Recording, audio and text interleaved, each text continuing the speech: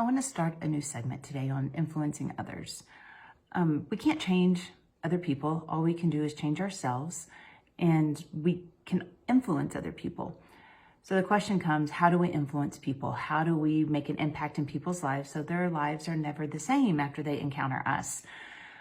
There's corporate things, business strategies and models, there's personal things, but all of those things come down to people.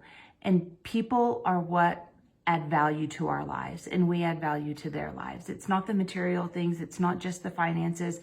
It's not just the types of food we eat or what we do or how we do it, but it's the people we interact with and how we interact with them that makes a difference so that they can make a difference in other people's lives. We always want to leave people better than we found them. And so anytime that we interact with people, we want to make sure that their lives are never the same because we impacted us. And sometimes it's a simple thank you at the grocery store for working today on a holiday. Thank you. I notice you. I value you. I appreciate you. That is what that thank you means. Other times it's, you find somebody crying and you're just like, are you okay? Do you need help? But it's letting people know that they're seen and valued. That is the main theme through how do you value people? How do you impact people's lives? How do you influence them? Is you value them. One of the things I was thinking about yesterday and even how I approach this today is that when it comes to teams and businesses, and I've read leadership books and I've gone to conferences and I've led teams and I've developed teams and I've grown teams, but what does it take to build a mature, functioning team? What does it take to get down to that nitty-gritty formula on how to create a practical, functional, mature team? And it really comes down to people. And I'm not talking trust falls and team building games. I'm talking about creating functional, growing people who join together, who work together for a common cause, towards a common goal to make organizations better and the lives of everyone better.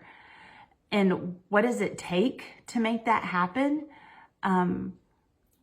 If you want people to buy into what you're creating, then you've got to find out what is important to them. You can't just ask or make people join a team.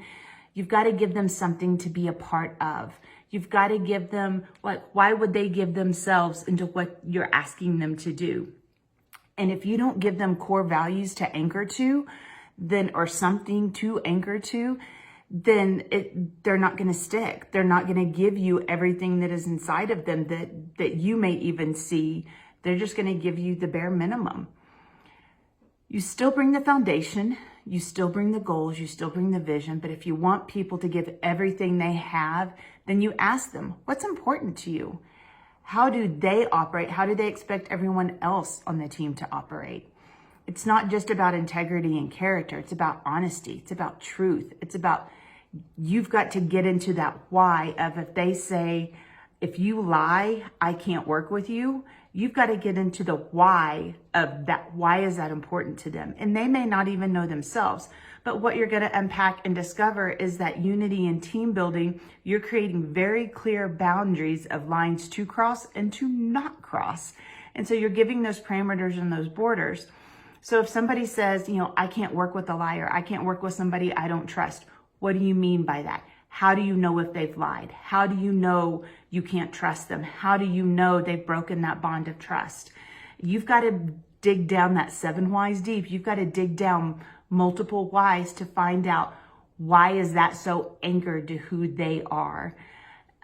Everyone knows when lines have been crossed because there's this feeling of tension that all of a sudden surfaces. And this will explain sometimes why feelings are off and then why someone is just like, they're like, I just can't be a part of this anymore. I don't know why, but all of a sudden what they're doing doesn't align with who they are because there's a core value. There's something that has been broken and you've got to restore it in order for this team to work in synergy again. It's like a wrench has been thrown into gears and now there's one gear or there's multiple gears that are stuck. Like they can't turn. They literally cannot do their job. And one of the things that you have to do is remove that wrench. The best way to remove the wrench so that tension can subside is addressing what was broken. Sometimes you may know immediately and sometimes you may not know at all. But what you have to figure out is who crossed that cultural line and who needs to apologize. But here's the kicker. Apology just isn't, I did something wrong. I'm sorry I hurt your feelings. I'm sorry you're feeling that way. Because I have even had to apologize in running teams before because of somebody's perception. So they felt no matter what I did, I included them. I asked for their opinion. I did those things that were important to them. But at the end, they still felt like I didn't value them. I didn't honor them. They did not see, and everybody else on the team was like, she did that every single day. But what the truth of the matter is to this person, the fact was I didn't value them. So from their perception, I apologized. I was 0.001% wrong in whatever happened. I don't even know what happened, but I looked them in the face and I said, I apologize if I ever made you feel less than or devalued your opinion. I apologize that you did not feel like you were an integral part to this team. I want you to know I sincerely ask for your forgiveness. Once that was done, we were able to move on, but yet I had to let it go too, but also build off of it. Like, how can I make sure that doesn't happen again? And the trick is you're dealing with people. People are going to have off days. It doesn't matter what you do sometimes. You're still going to have to unpack what they're going through. And that means humbly submitting, humbly serving. And if you don't or are not willing to humbly submit and humbly serve, you're going to just sweep that tension under the rug. And it's going to create just a very quiet but undeniable gap or rift in the team. And it will silently kill any team. You want your team to, you need your team. The team that you're building, you need to build them up as individuals, and then they will become the team that will hold you up and make you look good.